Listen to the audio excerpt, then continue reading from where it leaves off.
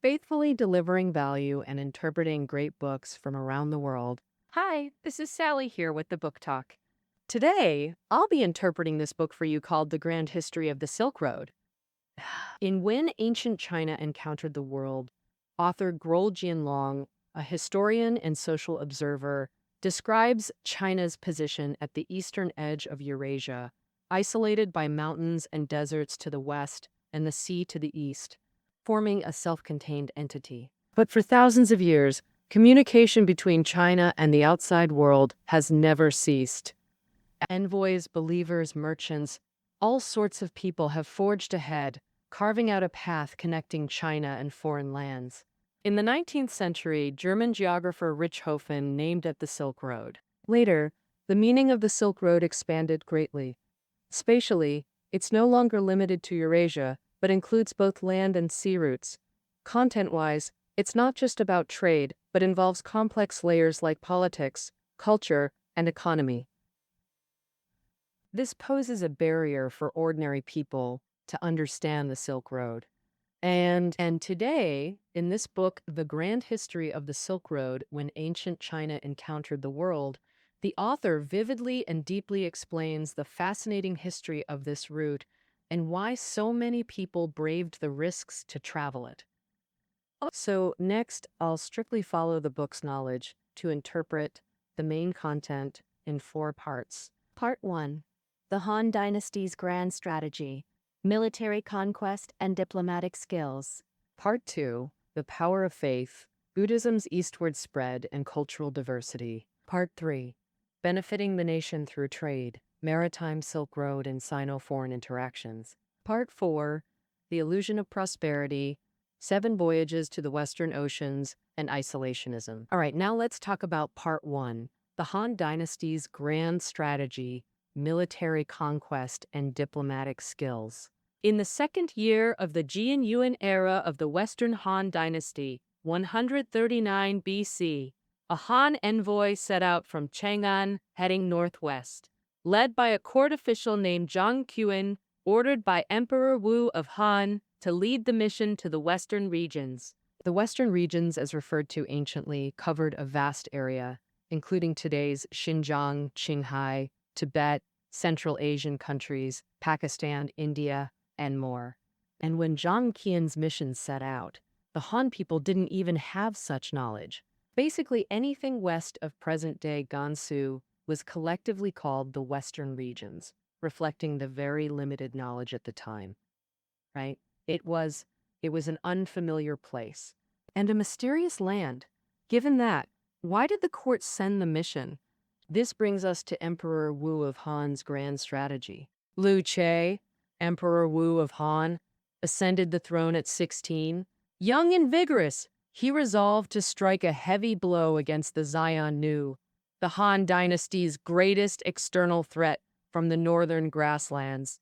However, initially, Emperor Wu lacked confidence in the Han military's capabilities and sought allies to jointly confront the Xiongnu. But who could he turn to? Emperor Wu heard of a powerful tribe in Gansu called the Dewezhi, who had fled to the western regions after being defeated by the Xiongnu. The Dewezhi were eager for revenge. If the Han dynasty allied with them for a pincer attack, the chances of defeating the Xiongnu would be great. Thus, Emperor Wu sent the court official Zhang Qian on a mission to the western regions to contact the Dayuezhi, a highly challenging task. Because the Xiongnu were northwest of Han, and the Daoihi were further northwest, reaching them required passing through Xiongnu territory. And the Xiongnu weren't fools. Would they allow such an alliance to form? Sure enough, Zhang Qian was captured by the Xiongnu midway through his journey. It wasn't until 129 BC that he found an opportunity to escape. By then, a full decade had passed since Zhang Qian departed from Chang'an. After a long trek, Zhang Qian finally reached the Daoetsi. They had settled in a new territory on the north bank of the Amu Darya River, the largest river in Central Asia. But the fertile land along the river, the main source of the Aral Sea, was abundant with resources.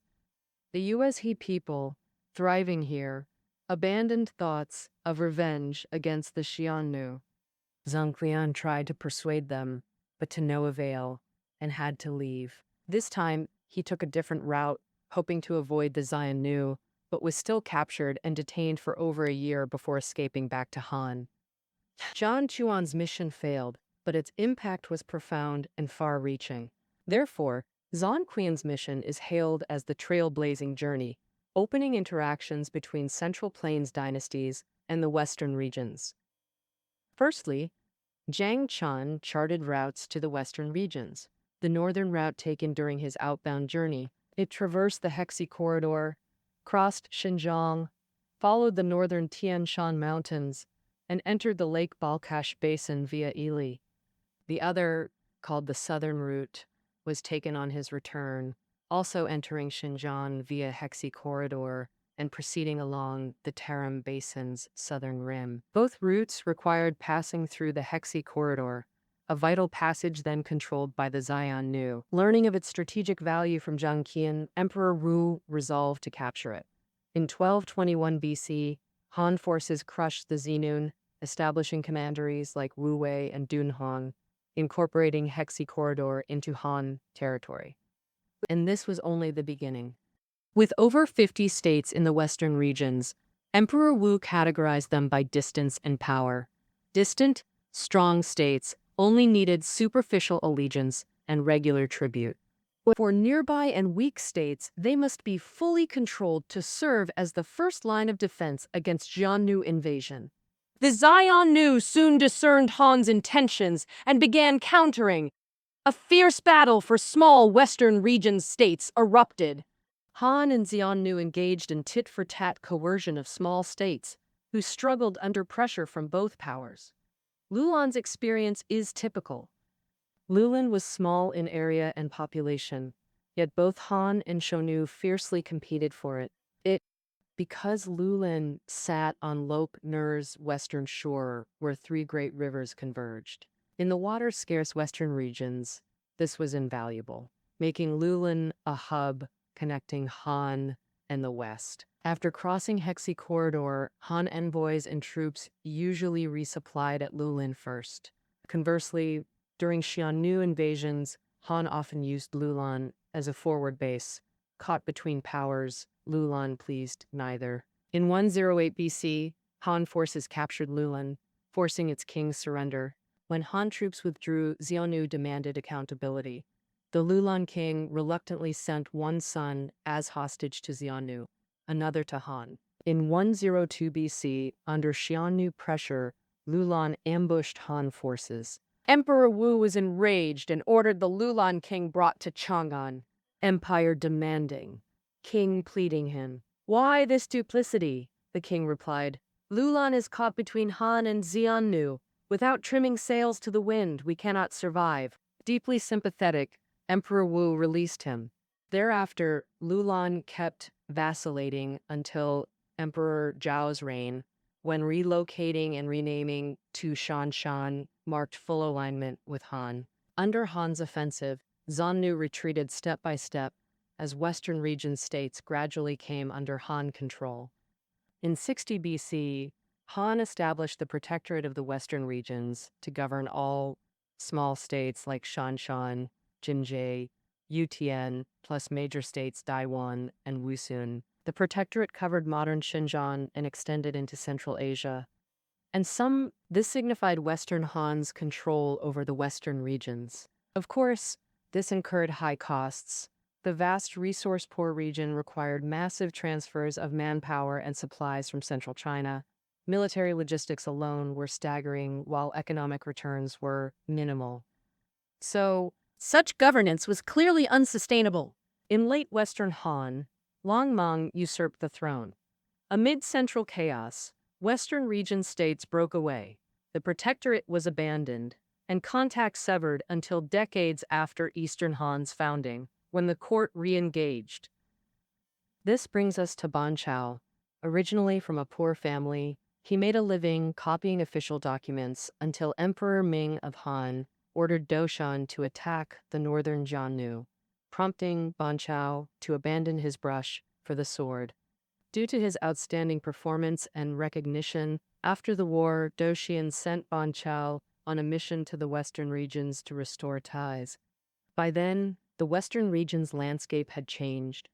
Shan Shan, formerly Lulan, had annexed neighboring states to become a regional power. Thus, Ban Chao chose Shanshan as his first diplomatic stop. He planned to collaborate with Shanshan, leveraging its influence to establish a foothold in the western regions. In 73 AD, the Han mission arrived in Shanshan to warm hospitality, but the atmosphere soon cooled. Ban Chao learned the northern Shanu had also sent envoys, making the Shanshan king's stance ambiguous. What to do? Ban Chao decided to ambush the Xiongnu envoys, but with only 36 men, his companions hesitated. At the critical moment, Ban Chao declared his famous line, "How can you catch tiger cubs without entering the tiger's den?"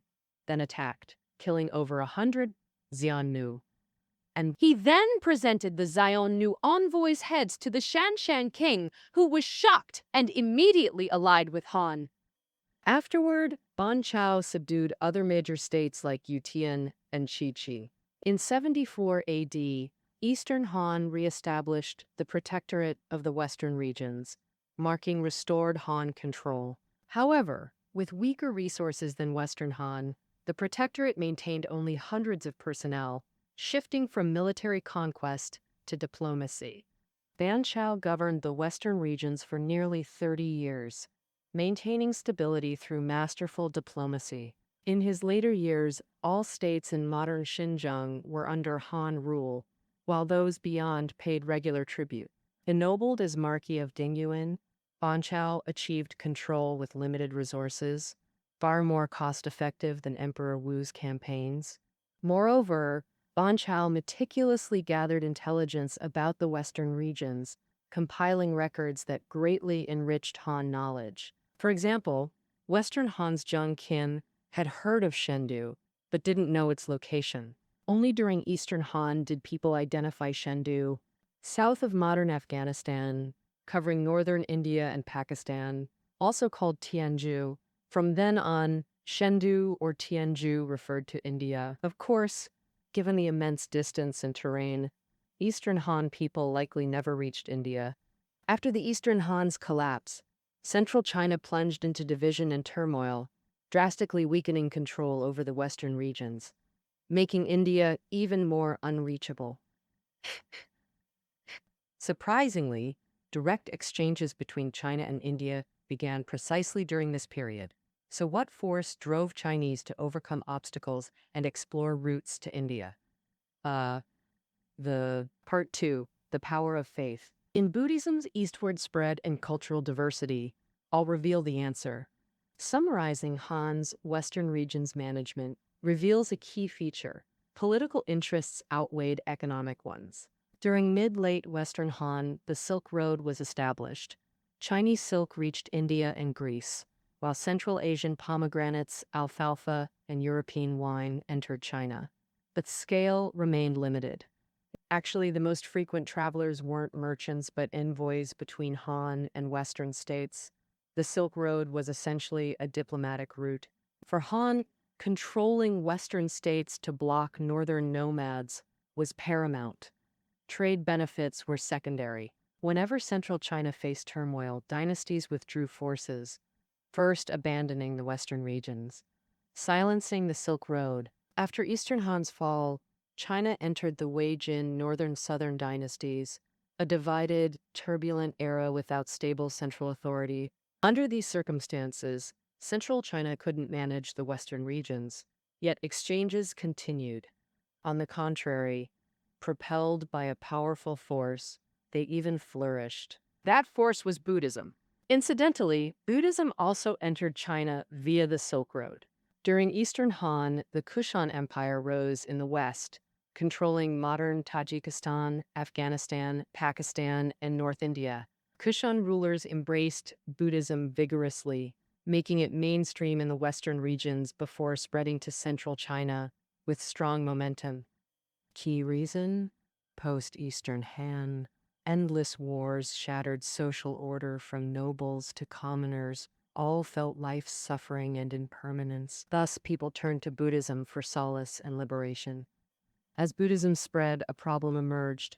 Central China learned Buddhism through the Western regions, mostly secondhand knowledge, inaccurate and unsystematic. More people wish to read original Buddhist scriptures directly, but how? There are two methods: invite them in or go out ourselves. First, let's discuss inviting in. In 382 AD, Fujian, the Buddhist ruler of former Qin, heard about an Indian monk named Kumarajiva in the Chi kingdom of the western regions, a man renowned for his vast knowledge and profound scholarship. Though preparing to conquer eastern Jin, Fujian diverted 70,000 troops to attack Jiuqi and forcibly brought Kumarajiva back. Unfortunately, the former Qin army suffered a crushing defeat at the Battle of Feishui, leading to its collapse. Fujian died without ever meeting Kumarajiva. After many twists, Kumarajiva was welcomed to Chang'an in 408 AD by Yao Xing of later Qin, who provided a translation team. Kumarajiva excelled at this task. Over a decade, he translated 35 Buddhist texts, including the Diamond Sutra, with lucid and elegant prose still revered today. The Lotus Sutra is not only a religious text, but a literary classic that greatly advanced Buddhism's spread among elites.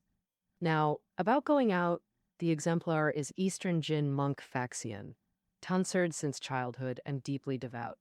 Lamenting the lack of scriptures in Eastern Jin, he vowed to journey to Tianzhu, India, Buddhism's birthplace, to obtain authentic texts.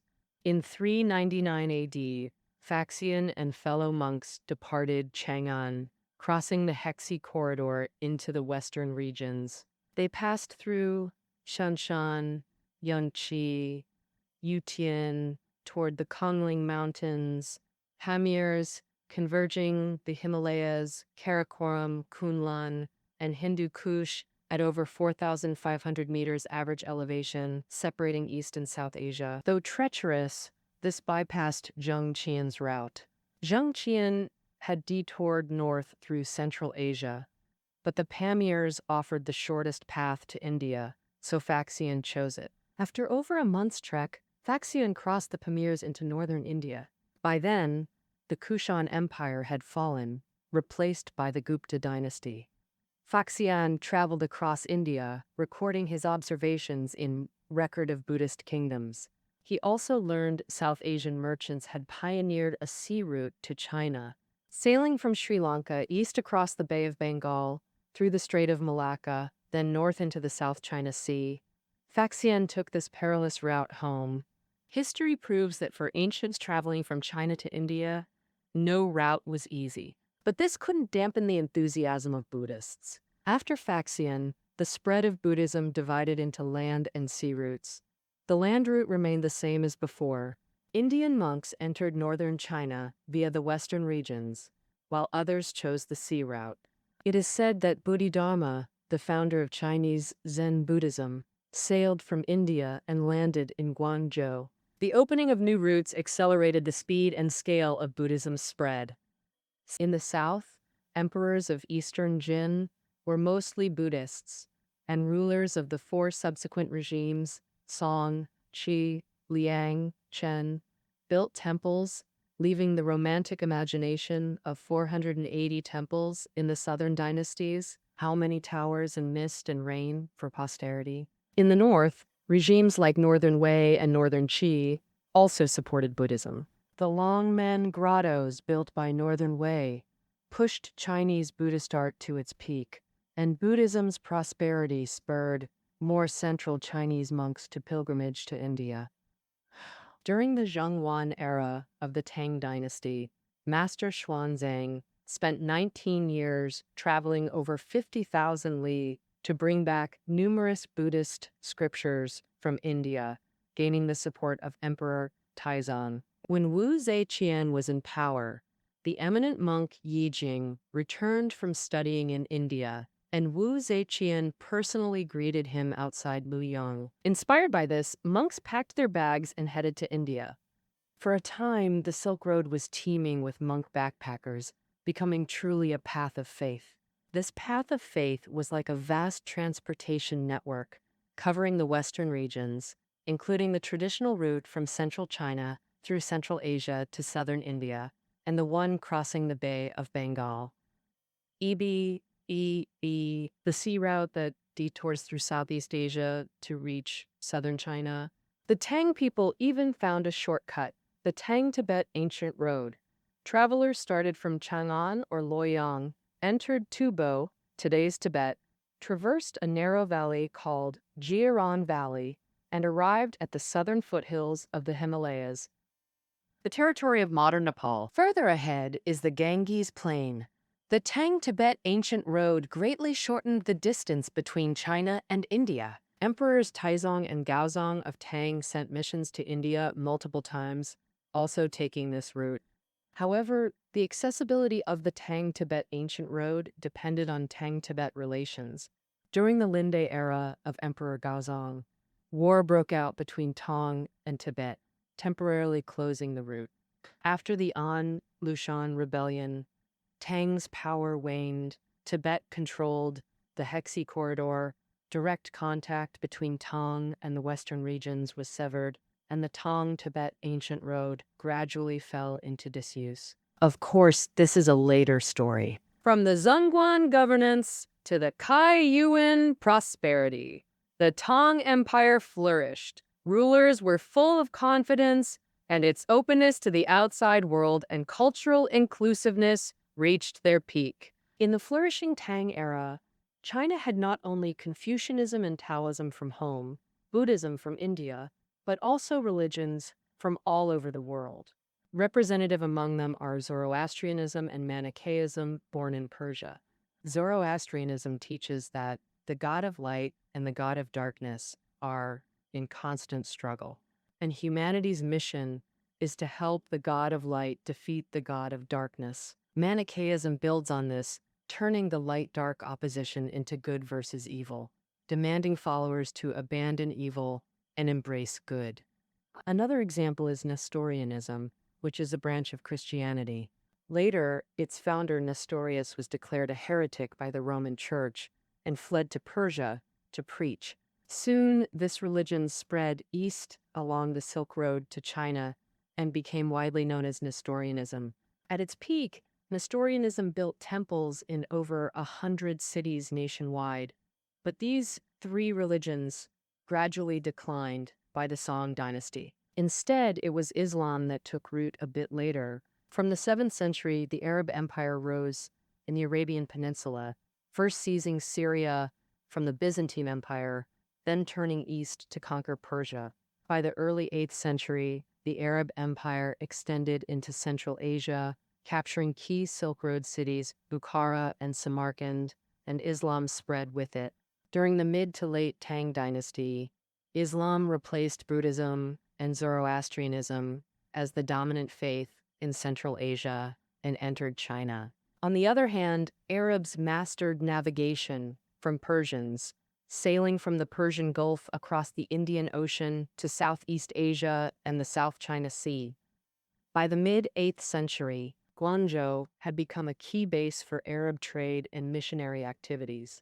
Thus, under the Tang Empire's inclusive policies, religions like Confucianism, Taoism, Buddhism, Zoroastrianism, Manichaeism, Nestorianism, and Islam competed and blended, forming a multicultural landscape. Due to frequent cultural exchanges, Tang people's understanding of the outside world reached a high level. Master Xuanzang's Great Tang Records on the Western regions detailed conditions of Western states, serving as a key basis for Tang rulers' foreign policies. Zoroastrianism and Manichaeism brought Persian knowledge, Nestorianism brought European insights, and Arabs introduced mathematics, navigation, trade, and more. The book's author believes shipbuilding tech in Song and Yuan periods accumulated from the Tang, and Tang people realized China wasn't the world center. Other places had advanced civilizations too. Unfortunately, due to massive geopolitical shifts, this all-embracing grandeur of the High Tang era ultimately vanished like smoke. In 751 AD, the 10th year of Tianbao in Tang, Tang forces clashed with Arab armies at Talas in Central Asia, near modern Taraz, Kazakhstan, and suffered a devastating defeat. After this battle, Tang still maintained strong military presence in the western regions. But a few years later, the An Lashan rebellion erupted. Tang troops were recalled from the western regions to suppress it, causing Tang to quickly lose control there.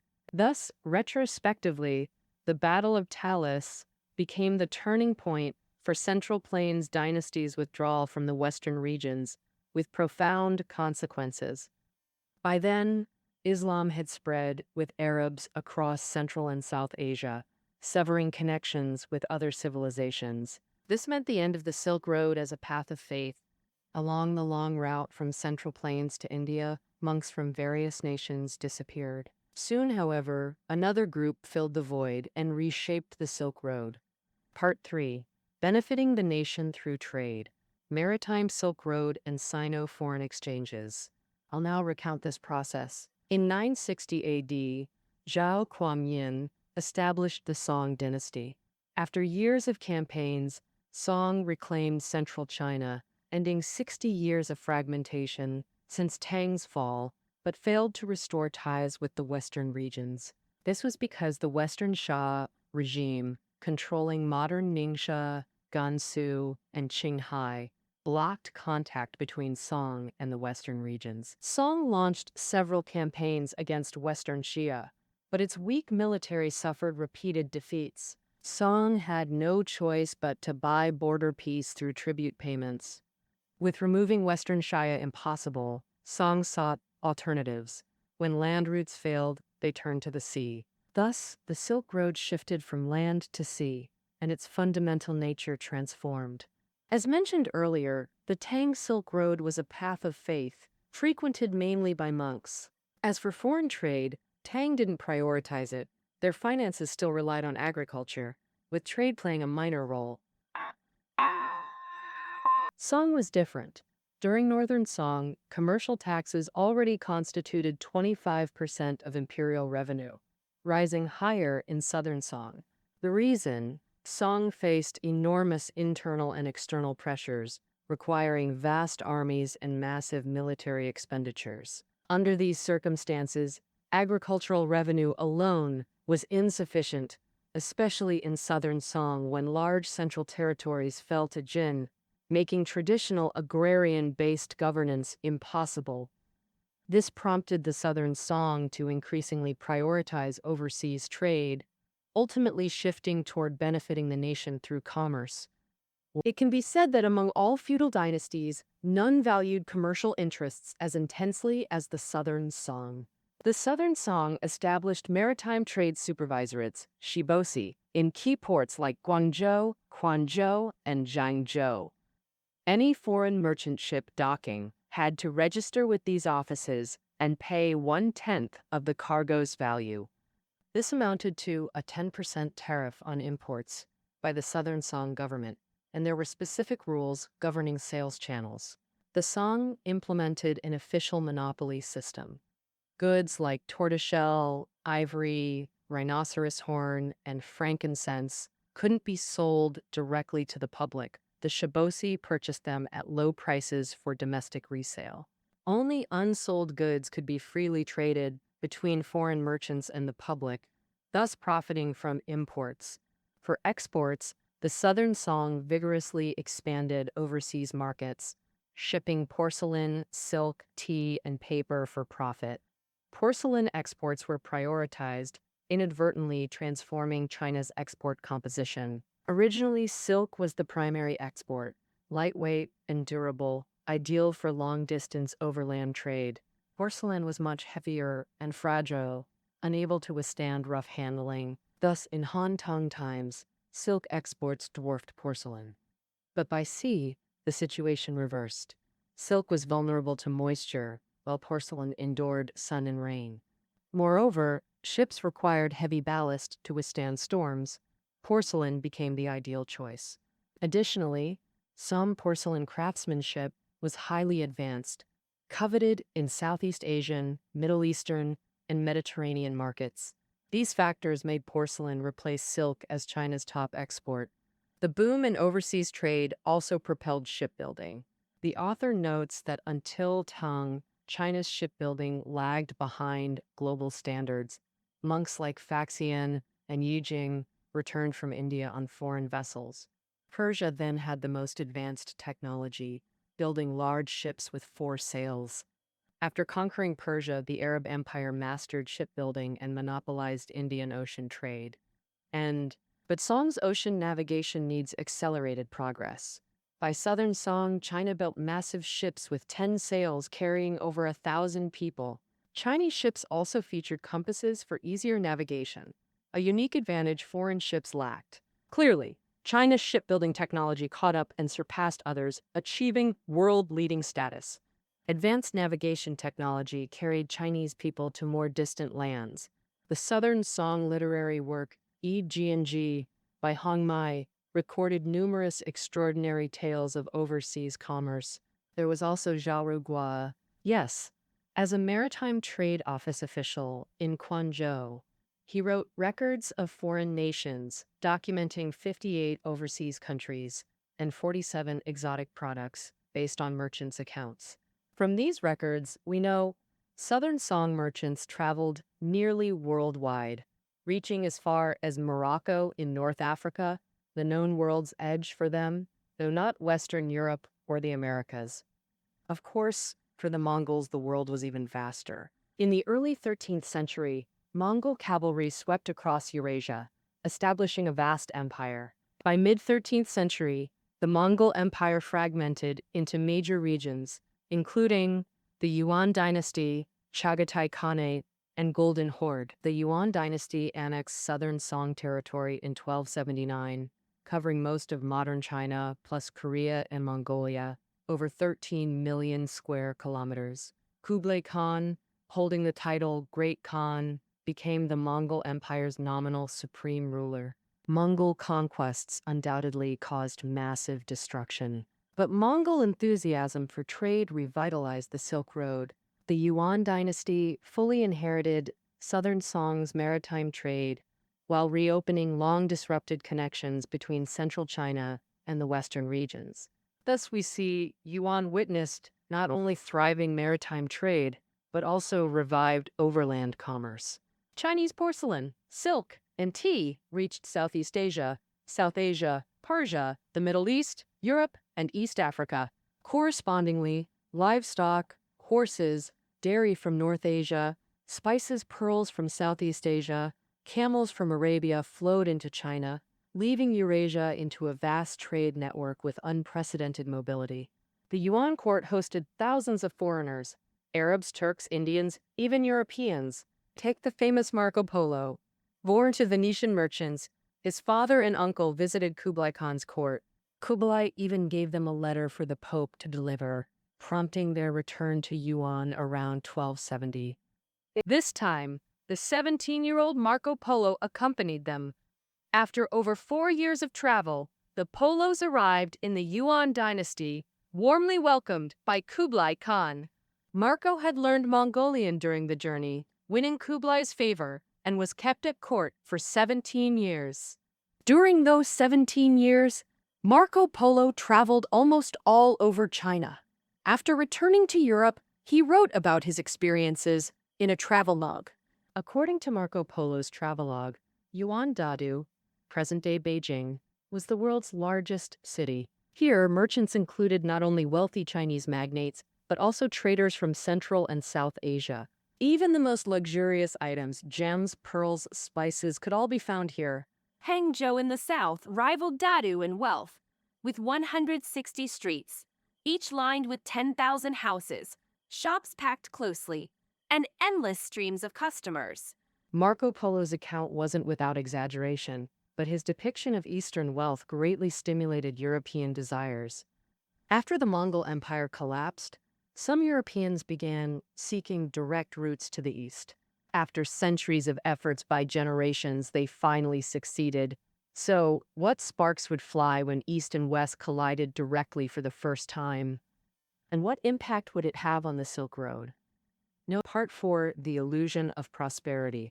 7 Voyages to the Western Oceans and Isolationism. I'll now recount the entire process of the Silk Road's decline from its peak.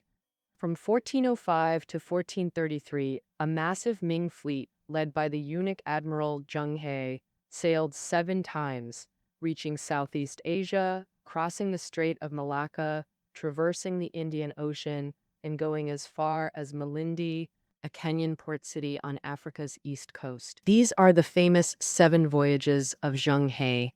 It's generally believed that Emperor Yonglei's Changhe expeditions reversed the early Ming maritime ban, revitalizing overseas trade. Meanwhile, Zheng He's fleet promoted Ming prestige wherever they went, facilitating political and cultural exchanges. At its peak, over 60 states paid tribute to the Ming, including modern Thailand, Vietnam, Myanmar, Java, and several African kingdoms. The thriving tribute trade revived the maritime Silk Road, surpassing even Song Yuan prosperity. However, this was an illusion of prosperity. When Min halted voyages, the Silk Road gradually fell silent, permanently so. Throughout Ming and Qing, it never regained glory. Why did the Silk Road decline so rapidly from its peak? The book's author believes this relates to the Ming government's guiding ideology. Emperor Yonglei, Zhu Di, ordered Zheng He's voyages for 2 purposes. First, to investigate the whereabouts of Emperor John Wen. Rumors claimed that after Zhu Di captured Nanjing and replaced Jian Wen as emperor, Jian Wen hadn't died but fled to Southeast Asia, becoming Zhu Di's lingering obsession. Zheng He's voyages were ostensibly diplomatic missions, but secretly searched for Jian Wen. The second purpose also stemmed from imperial insecurity. Zhu Di, having seized power through rebellion, was considered a usurper by traditional standards. Thus, Zhu Di assigned Zheng He another mission, to make foreign nations declare loyalty to Ming, creating an illusion of universal tribute to legitimize his rule. Zheng He excelled at this task. He persuaded many nations to pay tribute, repeatedly interfered in Southeast Asian court politics, capturing alleged traitors to deliver to Zhu Di. Guided by this mindset, Zheng He's 7 voyages had limited value. The author notes Zheng He's fleet sailed established Song Yuan routes without adding geographical knowledge, showing no interest in discovery. Arabian camels, African lions, and giraffes were nearly exotic treasures brought back to amuse the emperor. Even Zheng He's treasure ships, one 38 meters long and 56 meters wide, used Yuan-era shipbuilding techniques with zero innovation. This was capitalizing on Song Yuan achievements without progress. In short, Zheng He merely used Samyuan trade routes and navigation tech to fulfill the emperor's political tasks. For him, politics trumped everything. Economic efficiency was sacrificed for political gain. Tribute trade operated at a loss since Ming's return gifts often exceeded tribute value several-fold. No wonder Ming strictly limited tributary states and tribute volume. More tribute meant greater losses, straining finances, and dooming the voyage's sustainability. Predictably, Emperor Xuanzong halted this prestige project after ascending the throne due to excessive costs. Afterwards, China never organized such large-scale expeditions, maintaining only a superficial tribute facade. From this point, China gradually fell behind Europe. As mentioned earlier, Marco Polo's travels made Europeans covet Eastern wealth, but they couldn't directly contact the East because, since the early 14th century, East-West trade routes had been controlled by the Ottoman Empire. At that time, Muslim merchant caravans, protected by the Ottoman Empire, set sail from the Mediterranean coast, crossed the Red Sea, traveled east across the Arabian Sea, and reached India's western coast. Some merchant ships would continue sailing, crossing the Strait of Malacca into the South China Sea. This entire lengthy route enjoyed Ottoman protection, leaving Europeans unable to seize it and forcing them to find alternative paths. In 1488, Portuguese navigator Bartolomeu Dias rounded Africa's southernmost Cape of Good Hope and successfully entered the Indian Ocean. The Portuguese began establishing outposts along Africa's eastern coast. 10 years later, another Portuguese navigator, Vasco da Gama, led a fleet from Kenya across the Indian Ocean to India's western coast. The endpoint of Zheng He's fleet had now become the starting point for European colonizers to seize eastern wealth. With advanced cannons, the Portuguese drove Muslim merchants from the Indian Ocean, monopolizing its trade. In 1511, the Portuguese attacked Malacca, the vital choke point between Indian and Pacific Oceans, which regularly paid tribute to Ming and was considered a vassal state. Facing aggressive Portuguese forces, the Malacca king begged Ming for military aid. However, Min local officials intercepted the appeal to avoid conflict, never reporting it to the emperor.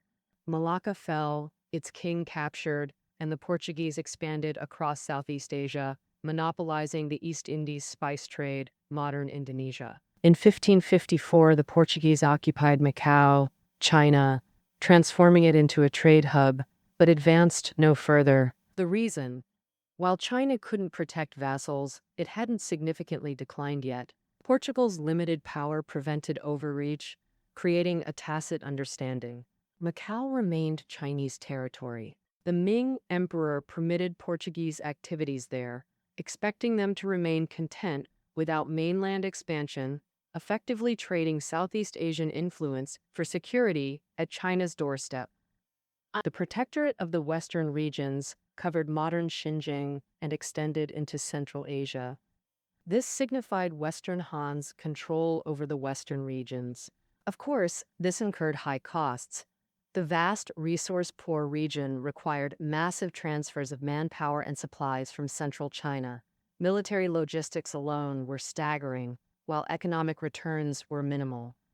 Such a management model was clearly unsustainable. In late Western Han, Wang Mang usurped the throne. Amid central chaos, Western region states broke away, the protectorate was abandoned, and contacts severed until decades after Eastern Han's founding, when the court re-engaged. This brings us to Ban Chao. Originally from a poor family, he made a living copying documents, until Emperor Ming ordered Doshan to attack the northern Xiongnu, prompting Ban Chao to abandon his brush for the sword. Oh, God. Due to the outstanding performance, he earned recognition. After the war, Doshan sent Ban Chao to restore ties with the western regions. By then, the western region's landscape had changed.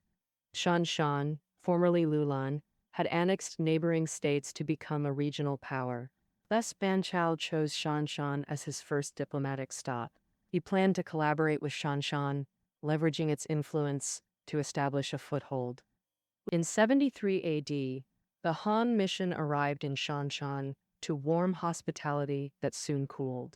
Ban Chao learned the northern Xiongnu had also sent envoys, making the Shanshan king's stance ambiguous. What to do? Ban Chao decided to ambush the Xiongnu envoys, but with only 36 men, his companions hesitated. At the critical moment, Ban Chao declared, "How can you catch tiger cubs without entering the tiger's den?" Then attacked, killing over 100 Xiongnu. He presented the Xiongnu envoys' heads to the Shanshan king, who was shocked and immediately allied with Han. Afterward, Ban Chao subdued other major states like Yutian and Qiwuqi. In 74 AD, Eastern Han re-established the Protectorate of the Western regions, marking restored Han control. However, with weaker resources than Western Han, the Protectorate maintained only hundreds of personnel, shifting from military conquest to diplomacy. Ban Chao governed the Western regions for nearly 30 years, maintaining stability through masterful diplomacy. In his later years, all states in modern Xinjiang were under Han rule, while those beyond paid regular tribute. Ennobled as Marquis of Dingyuan, Ban Chao achieved control with limited resources, far more cost-effective than Emperor Wu's campaigns. Moreover, Ban Chao meticulously gathered intelligence about the Western regions, compiling records that greatly enriched Han knowledge. For example, Western Han's Zhang Qian had heard of Chengdu but didn't know its location. Only during Eastern Han did people identify Chengdu. South of modern Afghanistan, covering northern India and Pakistan, also called Tianzhu. From then on, Chengdu or Tianzhu referred to India. Of course, given the immense distance and terrain, Eastern Han people likely never reached India. After Eastern Han's collapse, central China plunged into division and turmoil, drastically weakening control over the western regions, making India even more unreachable. And, surprisingly, direct exchanges between China and India began precisely during this period. So, what force drove Chinese to overcome obstacles and explore routes to India? Part 2. The Power of Faith. In Buddhism's eastward spread and cultural diversity, I'll reveal the answer. Summarizing Han's Western region's management reveals a key feature. Political interests outweighed economic ones. During mid-late Western Han, the Silk Road was established. Chinese silk reached India and Greece, while Central Asian pomegranates, alfalfa, and European wine entered China, but scale remained limited. Actually, the most frequent travelers weren't merchants, but envoys between Han and Western states. The Silk Road was essentially a diplomatic route. For Han, controlling Western states to block northern nomads was paramount. Trade benefits were secondary, which determined that whenever central China faced turmoil, dynasties withdrew forces, first abandoning the western regions, silencing the Silk Road. After Eastern Han's fall, China entered the Wei-Jin northern-southern dynasties, a divided, turbulent era without stable central authority. Under these circumstances, central China couldn't manage the western regions, yet exchanges continued. On the contrary, propelled by a powerful force, they even flourished. That force was Buddhism! Incidentally, Buddhism also entered China via the Silk Road. During Eastern Han, the Kushan Empire rose in the west, controlling modern Tajikistan, Afghanistan, Pakistan, and North India. Kushan rulers embraced Buddhism vigorously, making it mainstream in the western regions before spreading to central China with strong momentum.